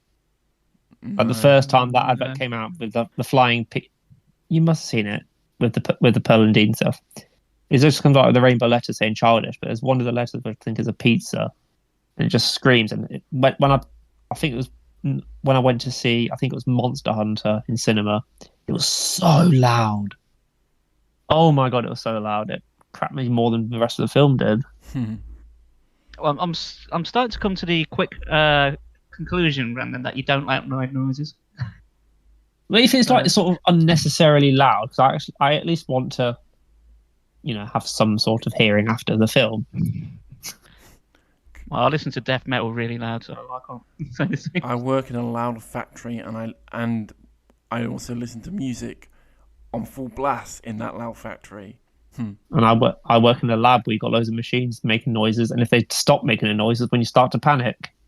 So, how's your Nuzlocke going, Brandon? I know it's been a while since you probably played it. Yeah, because obviously now that my PC's died, it's been so fun. So for anyone who's sort of not known, but I started my first Pokemon Nuzlocke last week. Was it, or was it the week before? It must have been 2 weeks. It might have been a week before that. Because my PC's been dead for 2 weeks, maybe for a week. So yes, it must have been 2 weeks. Yes, I started my Pokemon Nuzlocke on Pokemon Red. And it has been such a roller coaster of emotions. Jesus Christ. That's what happens on a Nuzlocke. Mm-hmm. Like, Dan, did you watch? I don't know if you watched at the time, but so my starter was Charmander, who I called Zyros. And one of my regulars at the stream, Taco, basically we at the start of the Nuzlocke, we were naming my Pokemon after some of the viewers from stream or some of the guildmates from another game we play. And so I got Charmander, who I called Zyros. I then went on. My first encounter was a Rattata, who I then called Mies. After that, I then caught a Pidgey called Jeanette. And then did I catch a Weedle? No, I don't think I did catch a Weedle at that time. But I then went through, and I lost my Pidgey to a Weedle. And so as a result, when I then caught the next Weedle, I called the Weedle Murderer because it murdered one of my Pokemon. It was just such a roller coaster of emotions. And the fact that I nearly got wiped out by a wild dog trio in the Diglett Cave, it wiped out a third of my team. I was just like, Jesus Christ, my Nuzlocke's going to end here because I can't run away from a level 9 dog trio.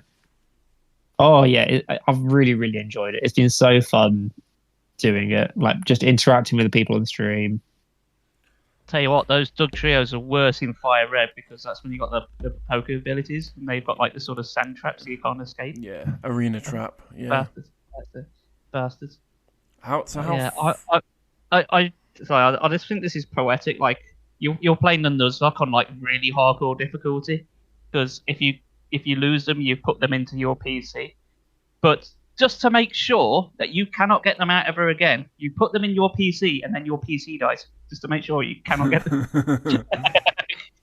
I can't access any of my Pokemon. Oh yeah, but one of the so Dan, you were just about to ask how far I am. Yeah. So I've just sort of entered Fuchsia City, but I've just got to backtrack a little bit because there's a few trainers I've missed. So I'm on the path to the Safari Zone. So I'm just in that grey area of what do I consider as the areas for the Safari Zone. Do I catch one per zone, or do I? So you got 4 badges then. Yeah, so I got 4 badges. Erica was a walk in the park with my Charizard. I bet. Probably the hardest one I've had to deal with so far. Misty is it's got to be Geo did what Brock was a pushover because his Onyx was being an absolute twat and just kept using Bide, so I could just manipulate the AI using that. Oh yeah. Misty wasn't too bad because again I had Wasabi the Oddish. Wasabi the Oddish. So that then took him into Gloom, which was quite easy. Lieutenant Surge, which I think the main reason I got overhyped for Lieutenant Surge was because obviously in Pokemon Yellow he's got the level 28 Raichu, and that's the Pokemon game which I grew up on.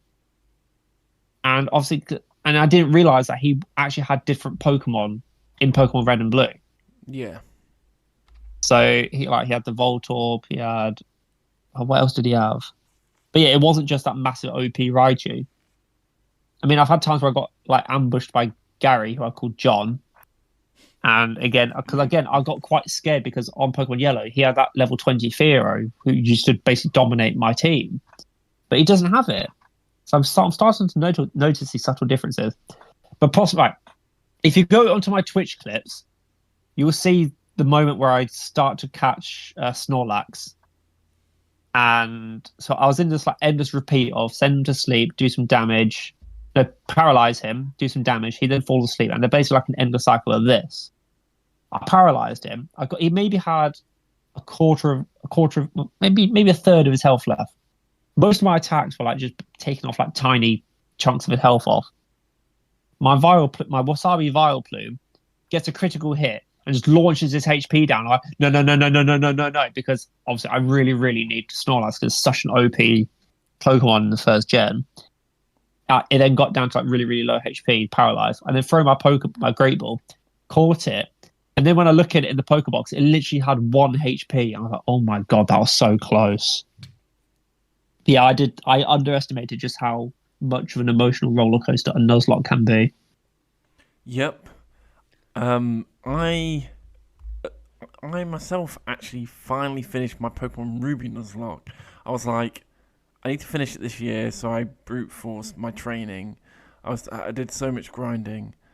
I've put 80 hours into it. It's ridiculous. But I finally beat Pokemon League with my team.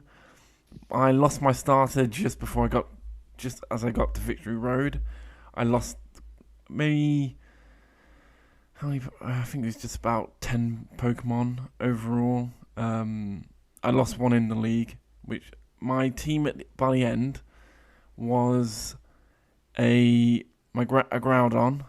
I kind of didn't want to use it, but I had nothing good to substitute for it, so I had to use it. I had a Groudon, a Tentacruel, a Armaldo, a Bayonet, a Altaria, and a Walrein. And I lost Tentacruel, but other than that, I beat the Pokemon League. Well done. After all this time. And sadly, I think this was run number 10 or something like that. I kept losing the runs. The furthest I got until this run, I got to Norman, the 5th gym, and I just got destroyed. I had a Gyarados, a Solrock, and some other stuff. My starter was dead long before, and I just got murdered. But it was good to finally beat Ruby. But I'm hoping when you finish your red, Nuzlocke, you're gonna feel a wave of euphoria. I was saying, because when I was doing my Nuzlocke, I made a really stupid mistake. I went into Lavender Town Tower. Yeah. I went in there. I was like, okay, we're gonna go in and hopefully we can catch a Ghastly. I went through. Obviously, I didn't have the Sylph Scope, so my first encounter in Lavender Town Tower was just a ghost. So I was like, crap, I haven't got the Sylph Scope. I can't catch Ghastly. So that meant I can't get Haunter. I can't get Gengar. So I was like, oh, for fuck's sake, I've screwed up.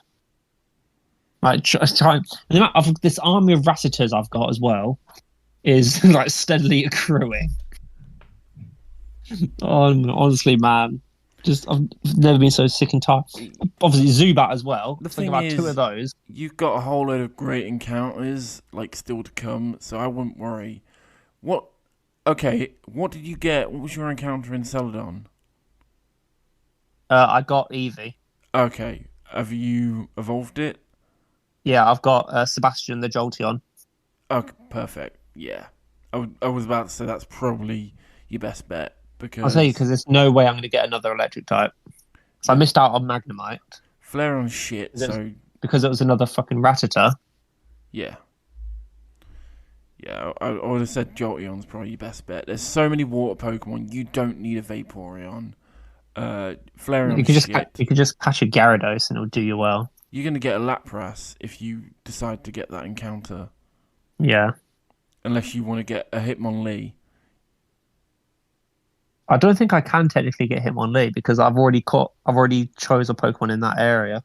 What you mean in Saffron City? In Saffron City, you either get Hitmonlee or Hitmonchan or Lapras. Oh yeah, actually, yeah. I haven't decided which one of the ones I'm going to get from there yet. Well, obviously, Hitmonchan is shit in Gen 1, so it's either Hitmonlee or Lapras, so... Actually, looking at the shows I've seen, I've seen that actually Hitmonchan's better than Hitmonlee. In Gen 1, nah. But he does have access to stuff like Thunder and Fire Punch in Gen 1. Which, I know what you're trying to say, but it's it has so weak special. There's just no point. Hitmonlee hits like a truck, and fair. If you want to use Hitmonchan, you basically have to get rid of the elemental punches because they're just shit. Not sure. I mean, although overall fighting's not a great type in Gen 1 at all. There's just nothing it's useful against.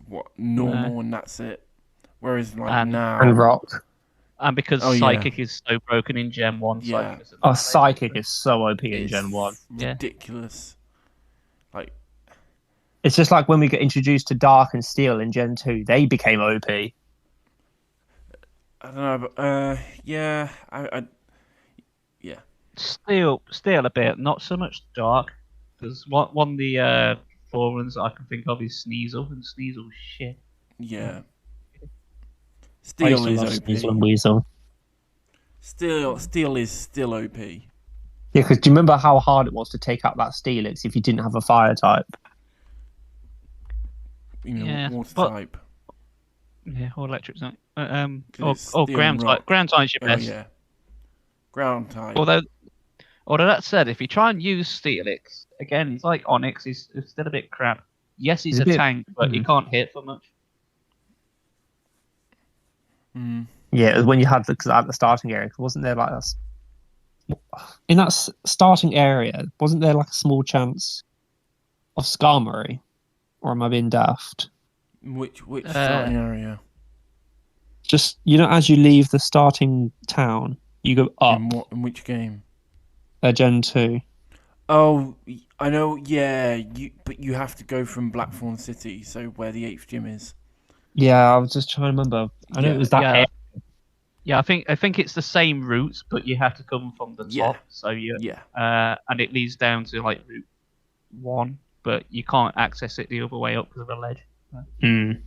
So, yes, it's annoying when it says that. Like, you get Skarmory on this route.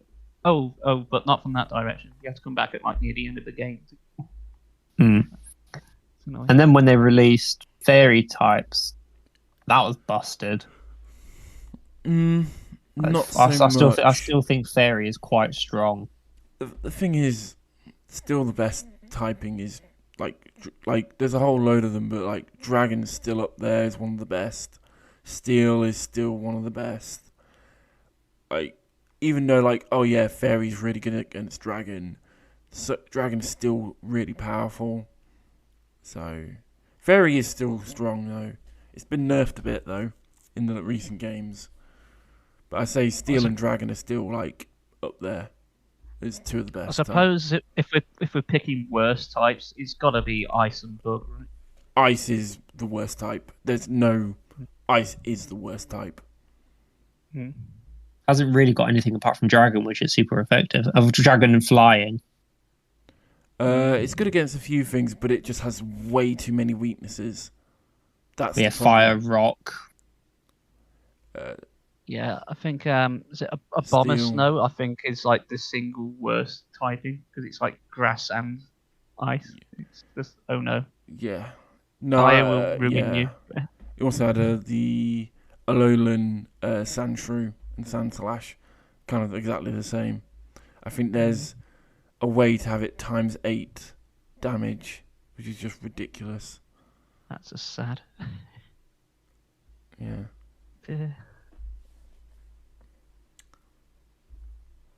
I'm excited though for N64 games and Sega Genesis games. Yes. We said about this at the start of the podcast, didn't we? That if Nintendo bring back Nintendo 64, they'll get like a cult following. I'm really hyped.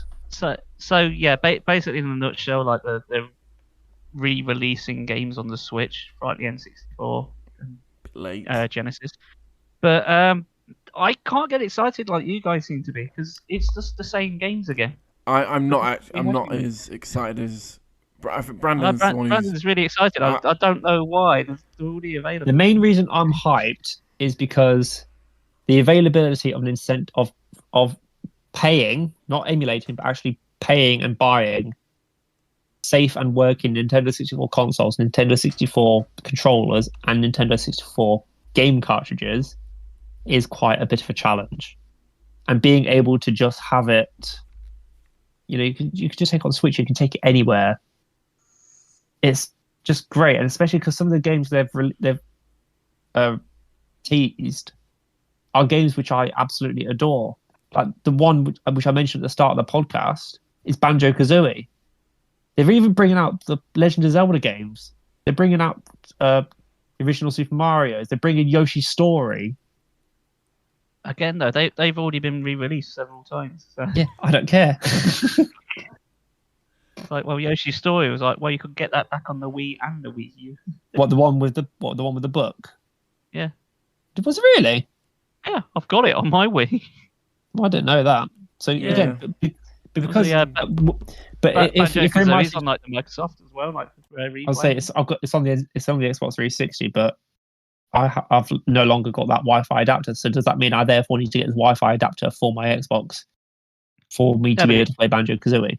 Yeah, but it's on Xbox One as well. In fact, it's part of the Game Pass, and you can just buy Ray Replay for like $5. But I would say I don't really want to like just buy a whole new console just so I can play Banjo-Kazooie. I've got the Switch. I'd just rather pay, like a £10 yearly subscription to access the Nintendo 64 library. Like, they've got some good games coming out for it at launch. You got Super Mario 64, which is kind of weird because obviously had that one is a bit of a mystery. Collection, which I'm like, right, okay. I guess it means that people can, if they missed the collection, because obviously it was a limited time only, they can now play it. You got Mario Kart 64, yeah. Star Fox 64, yeah.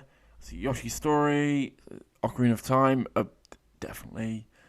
What's that? Mario Tennis. Yeah, again, it's just the same games again. Yeah, I think what kind of annoys me with the announcement was they said like, oh, these are what are available at launch, and then they went, but post-launch we're adding Majora's Mask, this F-Zero X, and I was just a bit like, why are you confirming what's going to be put on post-launch? Why aren't these on at launch? Yes, and thanks for re-releasing Mario 64 again after you just had the collection, which you asked. Yeah, a year after. Yeah, that one was a bit of a low blow personally because I did buy All Stars on day of release. Oh yeah. Oh, don't get me wrong, I bought it as well. Not on release, but I just thought, I just want to play Mario 64 again. Yeah, again, that's the main reason I got it, because I just wanted to play Mario 64. Yeah. I probably will get it eventually, but I'm not hyped. I think I'm more interested to play some of the 64 games I've not played, but I won't probably get it as soon as it. I don't know. I say that I probably will, but I will get it eventually, or at some point. But I'm not. The deciding factor, simple as this: have they re-released Book Bumble? I really hope they do. I want them to. Will they bollocks? Honestly, this is a list of games which I want them to bring. I want them to bring Super Smash Brothers, the original. Yeah, I want them to bring Buck Bumble. I want them to bring GoldenEye. I want them to bring Armorines, which is based on the Turok engine. Like, they're the ones which I also want to see, because again, these are the ones I grew up on. They're definitely not going to put both Pokemon Stadiums. You can guarantee they're not going to put them on. No, oh, come on. If they bring out the original Pokemon Stadium, I'm going to do naughty things. Guaranteed not to put them on. Why do you think they're not going to do it? Because a lot of it relies on like linking up the old games via like the link cable, which is like the major feature of it, and that's just no longer available. Yep. Yeah, I guess I can see there, yeah. That's why. Guaranteed they're not going to appear. And how are you going to buy the season pass of Sword and Shield if they do that? Yeah.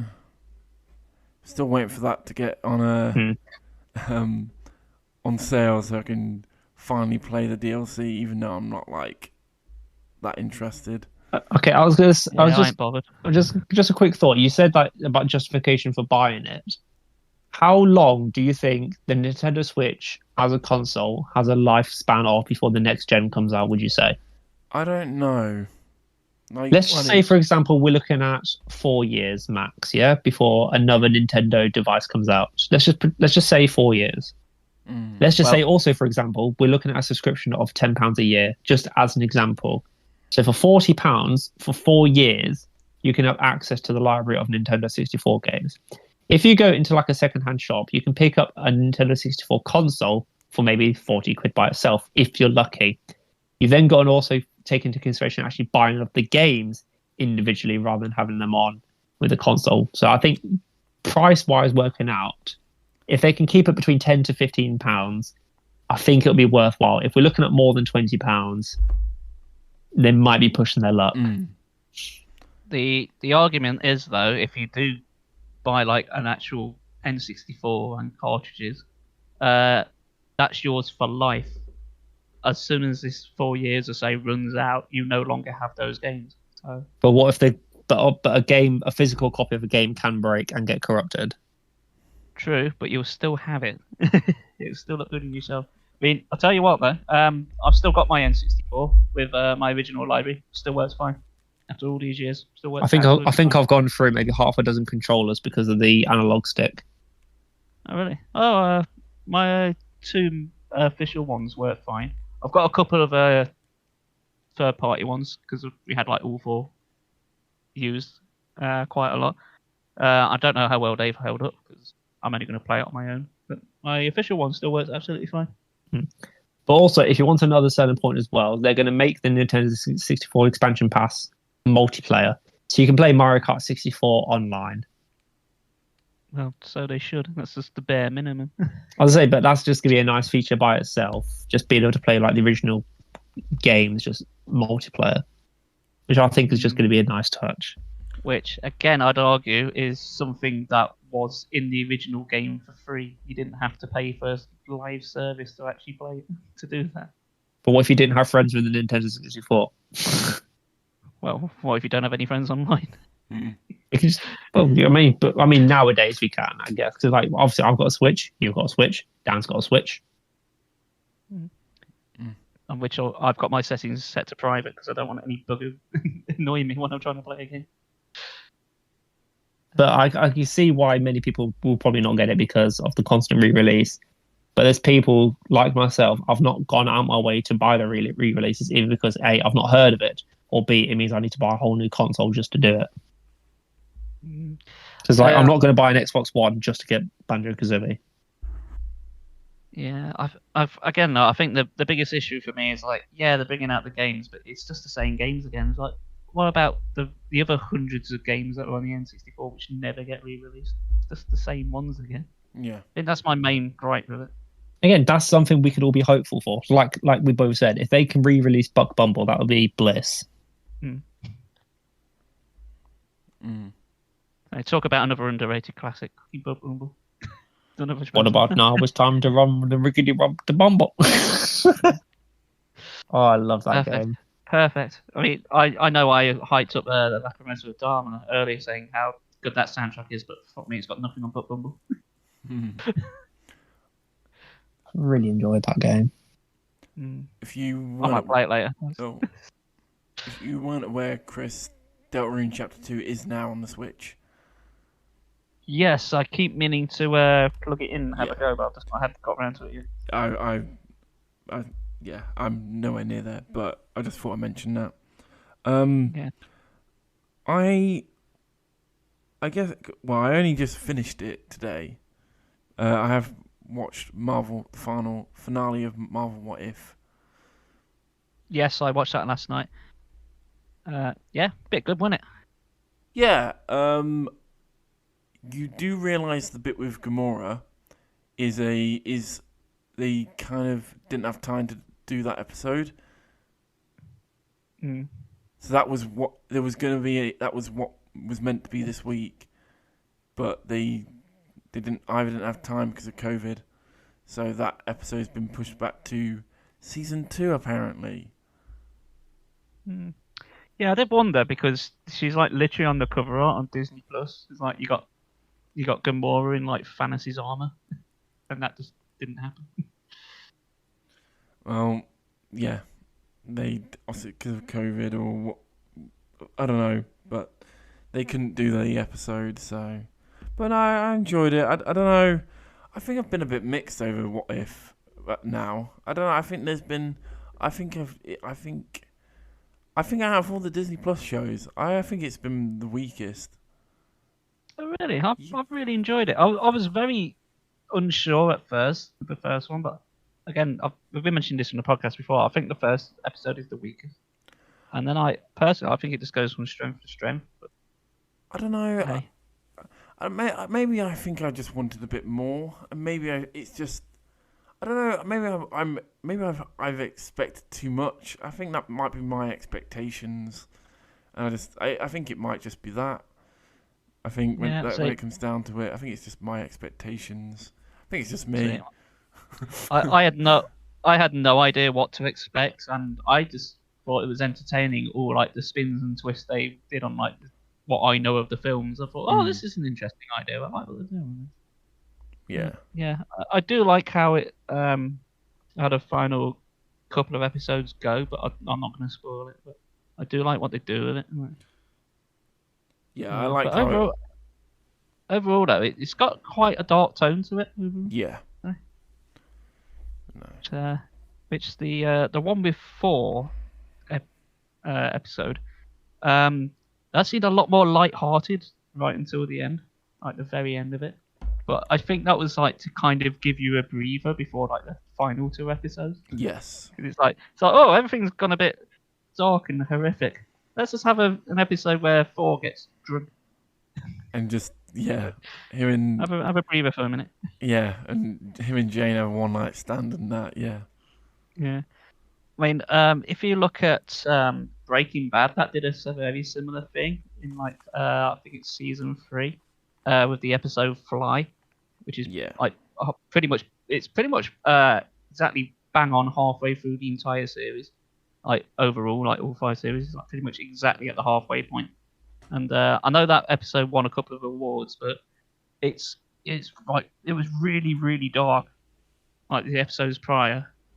And they just like had an episode where they're basically just farting around in a lab trying to kill this fly and just having a back and forth with a bit more of comedic edge. And I think that was really just to like take the steam off and just take the pressure off. It was like, I think everyone needs a breather after last week's episode. I think everyone's still reeling from it. So let's just have an episode where they just have a nice little chat, fart around a bit, have a bit of slapstick. And then we'll get right back to the violence and doom and gloom next episode. Hooray! Yeah, I think when you're up to date, Brandon, you should give What If a watch. Yeah, I've never just got around to it. What source do you watch it on? It's on. Is it YouTube? It's on Disney Plus. Okay. Yeah. Oh, one last thing on Disney Plus because that came up yesterday as well. I did watch Black Widow. I finally got around to watching that. Yeah. That came available. Yeah, really liked it. Again, it's Marvel. They never seem to disappoint me. Okay. I really liked it. I'd say it's probably on the weaker end of the Marvel films overall. But if you like it, if you like Black Widow, you're gonna like it. It's more action, bang bang, shooty, explosion. Oh no, special effects. Oh look, entertaining stuff. I don't know. To me, it felt like a film that was meant to come out in 2016, but that's just my opinion.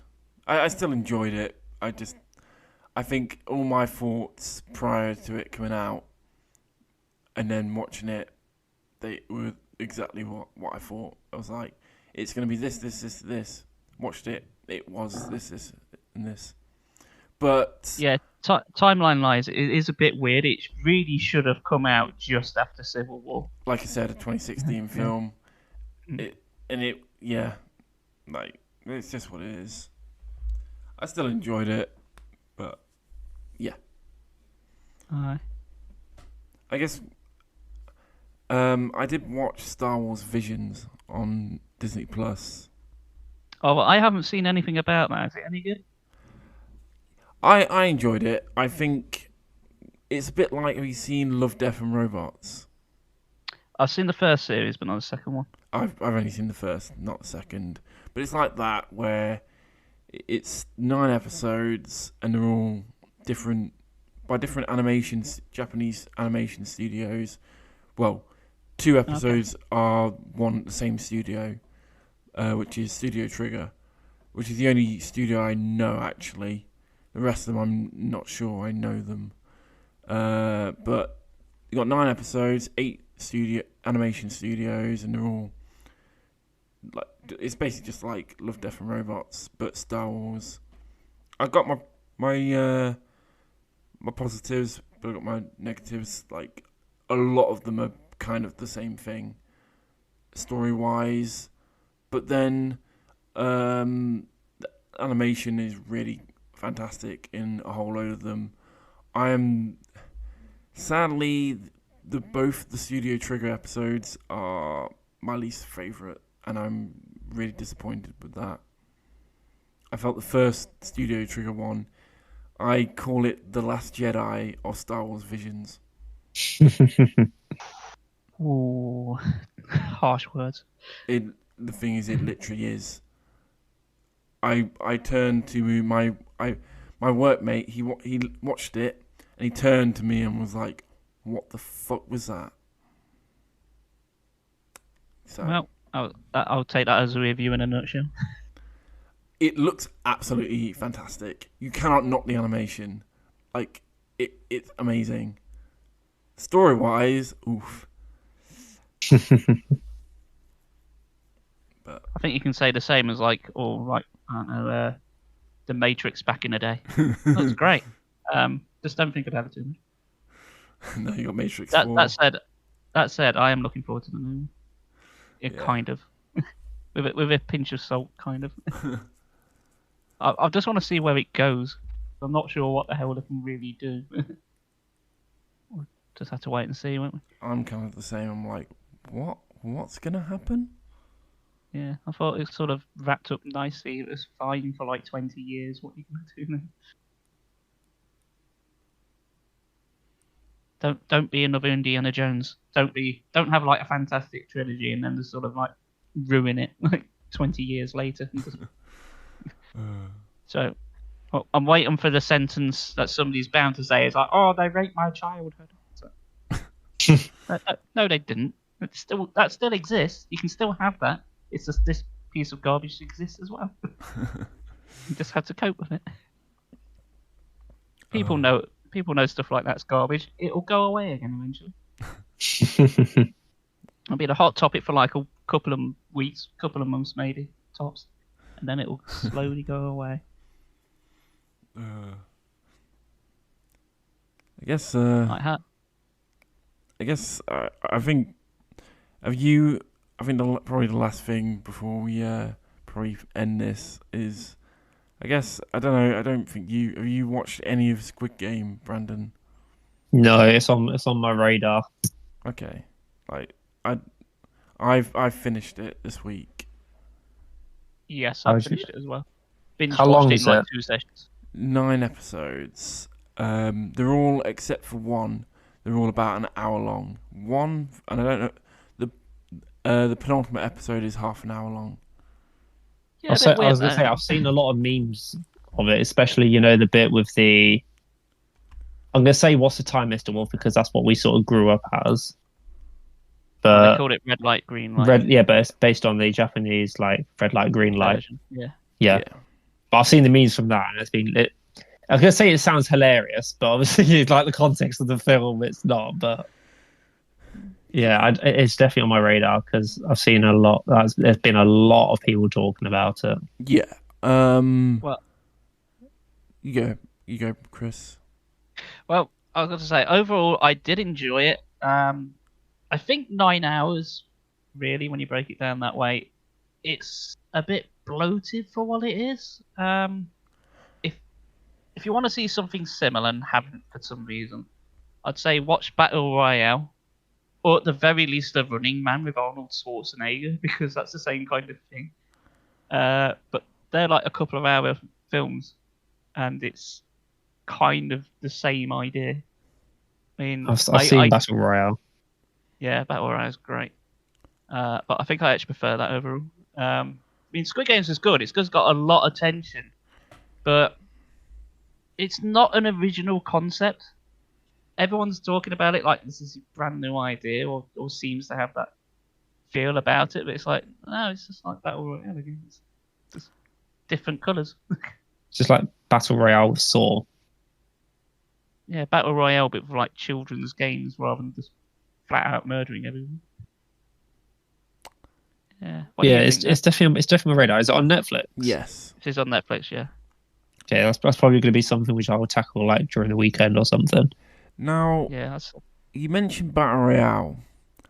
I've actually read the book of Battle Royale, and I'm that person because I've read the book. I've watched the film. I'm not really I think the film is okay.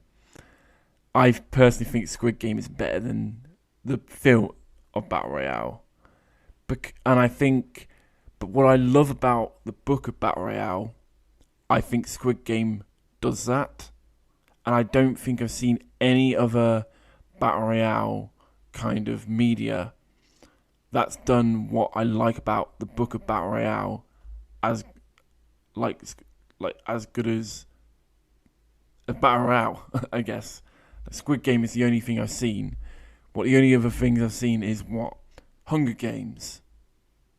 Anyway, you got Platoon, the bomb Battle Royale anime. I don't know if you know that, Brandon, but that's alright.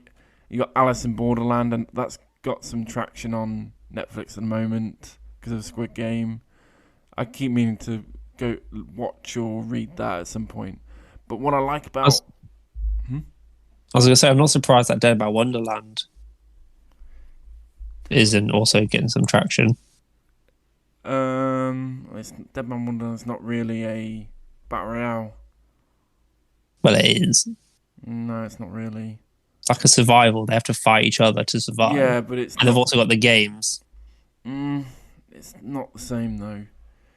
Look, like, the thing is with Battle Royale, especially the book, is you really felt for all the characters, and you watched as each one died, and it was like counting down, and you're like, oh, there's like a couple, and you really felt for them that they both loved each other, and then you watch as they both commit suicide, or you read as they both commit suicide. And there's like other characters that like you think like they're gonna survive, and then they don't, and you really felt for a lot of the characters in the Book of Battle Royale, and I think Squid Game does that.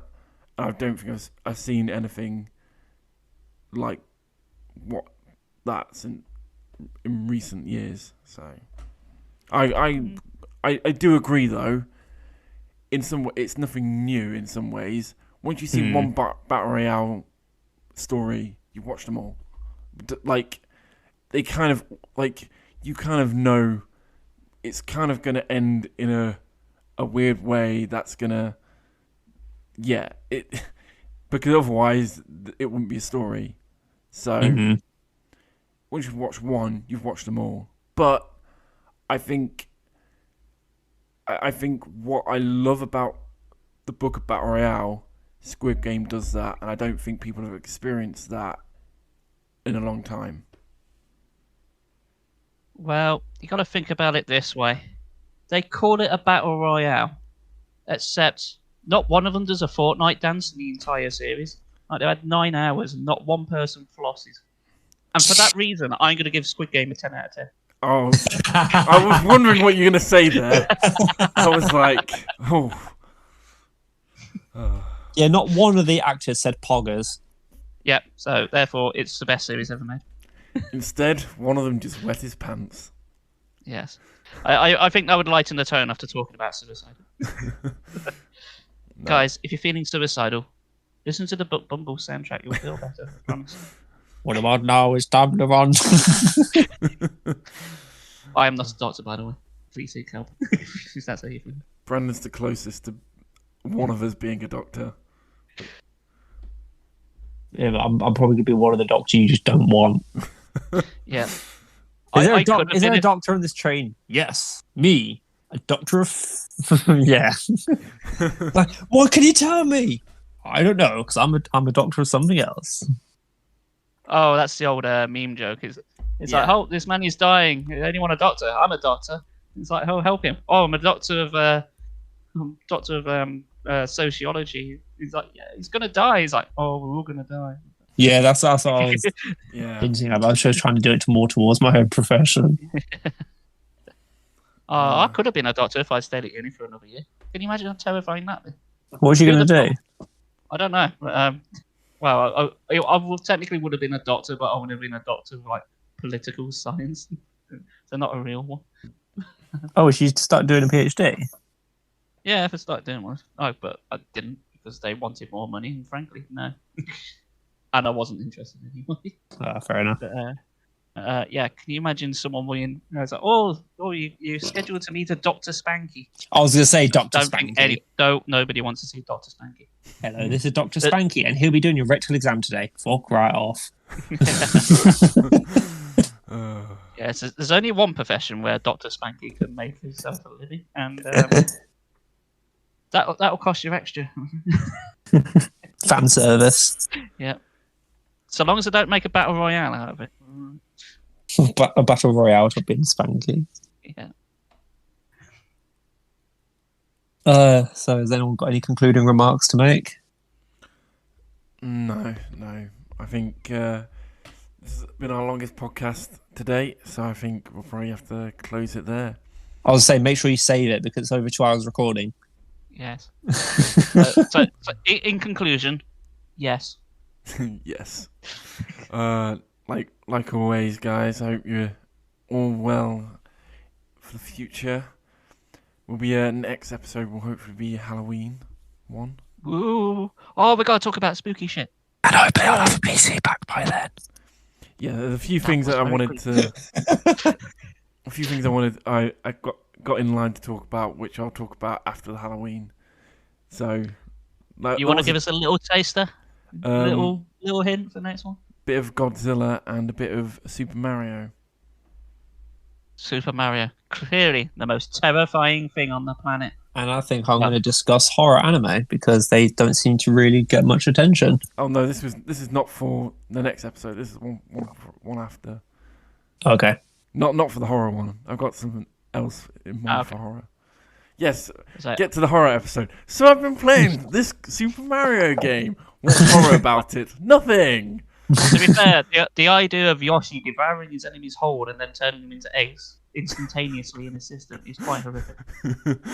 True, yeah. That is kind of true. Well, what about... Yeah, but it's even worse when you think of Kirby. Like, Kirby can eat things and just manifest parts of them and assimilate it into Kirby. I guess we just got to say it. Sora and Smash. That's a thing. Yeah, I'm impartial to that because I'm not really sort of a Smash person. Yeah. Oh, I am, but I've never bothered with any of the DLC. I'll just have the base game. And that's as far as it will go. Well, it won me a crate of dark fruits, so I'm happy. It would be a crate of dark fruits. Yep. Me and my mate, we made a bet, and yep, at the end of it, he got one crate, and now I finally get one myself. Well, you know what we have to say to that? That is... Victory achieved! You said it before I could. Yep. Thanks, guys, for listening. We've been the boys. Boy 1, boy 2, and boy 3. We're the boys. So this is boy 2 signing out. No names this week. We're just the boys. What, that Amazon show? Oh, that's it. We're going to get cancelled. Cancel culture. Be safe, guys. We'll see you soon. Bye. Bye. Bumbo. What?